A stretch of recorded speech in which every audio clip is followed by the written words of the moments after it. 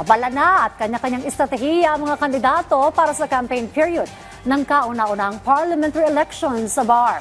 Pinagtibay din ng COMELEC ang kasunduang magpapalawak ng voters education campaign sa rehiyon.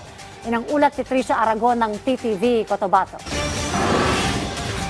Nagsimula na kahapon, ika-30 ng Hulyo, ang campaign period para sa kauna-unahang parliamentary elections sa Bangsamoro Autonomous Region in Muslim Mindanao o BARM. Abala ang mga kandidato at kanilang mga taga-suporta sa paghahanda para sa mga kick-off rally sa iba't ibang campaign venues sa rehiyon. Bagamat sa Agosto pa gaganap ang mga kick-off rally, umaarangkada na ang kampanya sa social media kung saan inilahad ng mga kandidato at political parties ang kanilang plataforma at programa. Kanya-kanya na rin ng estratehiya ang mga kandidato upang mahikayat ang higit 2,300,000 mga rehistradong botante sa BARM kasabay ng pag-ikot ng mga mobile campaign vehicles.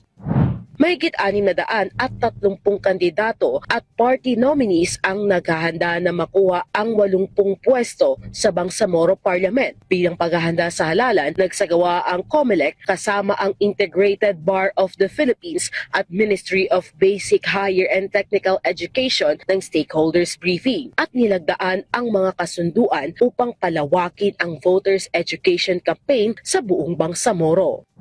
Samantala, muling ipinaalala ng COMELEC na pinahihintulutan lamang ang pangangampanya sa loob ng opisyal na campaign period. Mahigpit na ipinagbabawal ang vote buying at vote selling, paggamit ng pondo, sasakyan, pasilidad at mga kawani ng pamahalaan sa kampanya, gayon din ang paninira o pagtatanggal ng lehitimong campaign materials. Ipinagbabawal din ang anumang uri ng pananakot, panunuhol, pamimilit at karahasan sa panahon ng kampanya. Dapat ding sumunod ang mga kandidato sa mga alituntunin ng COMELEC sa sukat at paglalagay ng campaign materials habang patuloy na ipinapatupad ang gun ban at iba pang hakbang pangseguridad sa halalan. SDF campaign ngayon at nag-deploy tayo ng mga security personnel sa lahat ng mga kandidato natin, sa lahat ng activity nila to ensure na magkaroon ng security and safety doon sa mga activities nila at maidaos sa mapayapa itong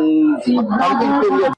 Nakahanda ng mga otoridad upang matiyak ang mapayapa, ligtas at maayos sa pagbubukas ng kampanya. Magpapatuloy ang campaign period hanggang September 12 bago magsisimula ang opisyal na halalan ngayong September 14, 2026.